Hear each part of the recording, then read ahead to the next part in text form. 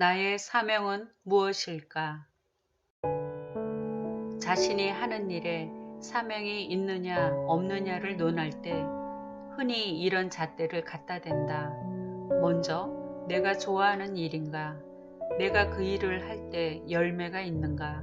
그리고 다른 사람들도 인정을 하는가 하는 그런 기준들이다.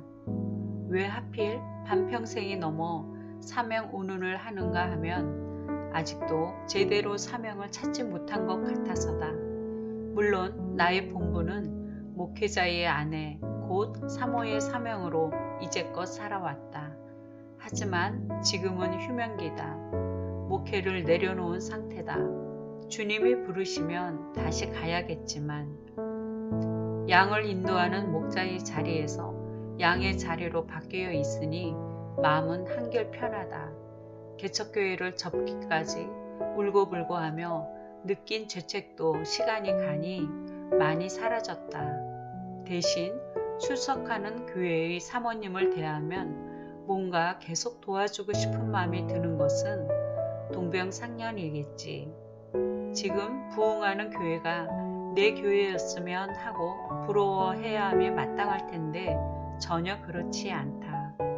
그저 책임질 그 무엇도 없는 게 왜 편한지 모르겠다.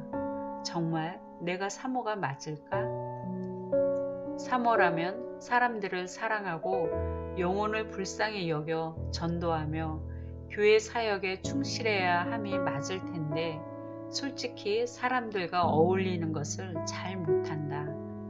헬스장을 몇 년씩 다녀도 고작 한두 사람만 눈 인사할 정도니 전도도 잘 못한다. 너무 자책을 하면 안 되겠지만 개척교회 하면서 사람을 만나는 것을 두려워했다.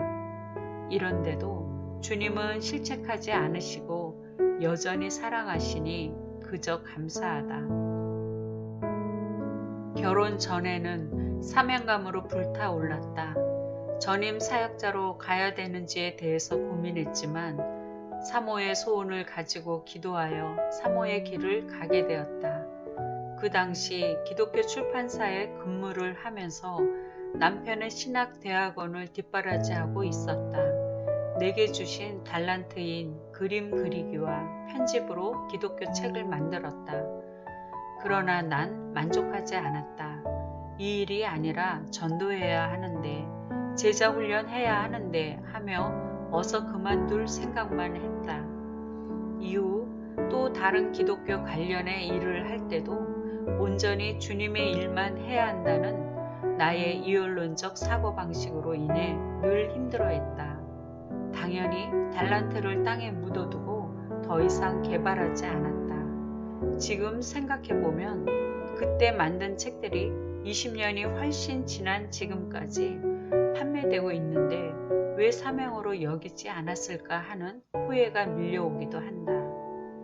헬스장 러닝머신을 뛰면서 TV를 본다. 이틀 동안 케이블 방송에서 남자의 자격에 합창 단편을 보았다. 말로만 듣던 지휘자의 카리스마 넘치는 지도력과 탁월함을 보며 새삼 감동에 휩싸였다. 전문가는 달랐다. 보통 사람이라면 알아차릴 수 없는 음감의 차이를 설명하고 행동 하나, 표정 하나에도 그녀만이 교정할 수 있는 능력을 보여주었다. 그러면서도 모든 이들을 포용하는 마음은 오합지졸의 단원들을 하나로 만들었다. 같은 여자로서도 참 멋있게 여겨졌다.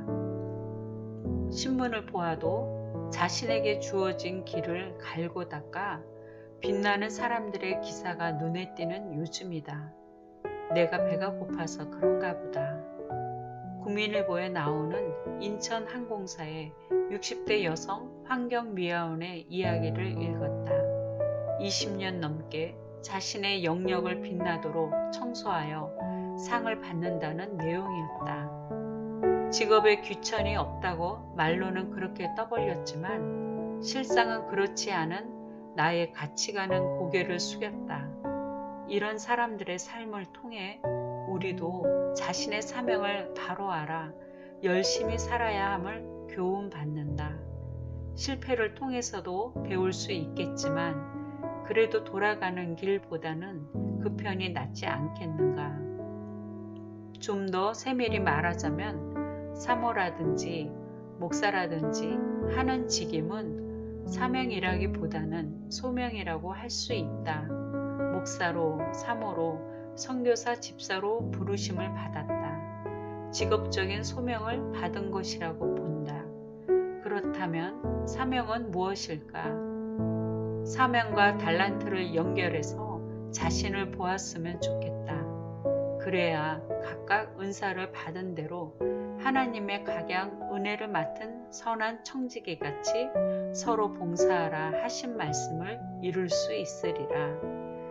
우리는 사모로 부르심을 받았지만 각자 사명은 다 다르다. 큰 사명은 지상 명령이라고 하는 인류의 영혼 구원이다.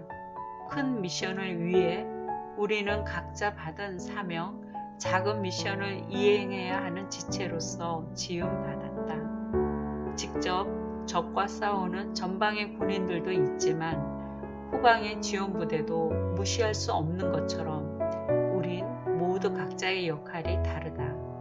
적을 무찌르는 목표는 동일하지만 맡겨진 일이 다르다.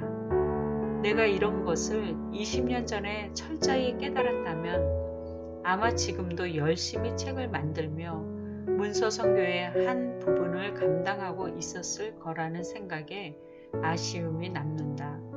물론 전혀 하지 않은 것은 아니지만 온전히 매진하지 못했다. 한가로운 시간이 많아지니 나의 사명은 무엇일까 하는 생각을 자주 하게 된다. 제대로 사명대로 살아왔는지 지나간 삶을 훑어보기도 한다.